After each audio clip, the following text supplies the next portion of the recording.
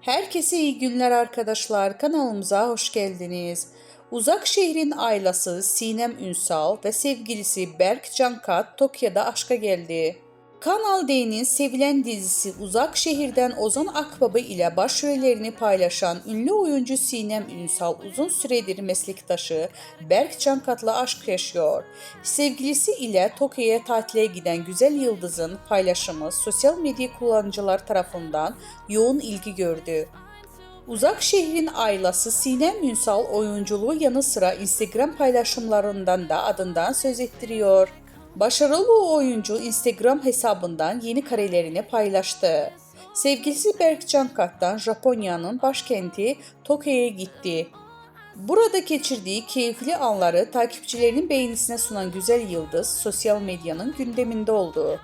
Güzel oyuncunun paylaştığı fotoğraflar sosyal medyada gündem oldu.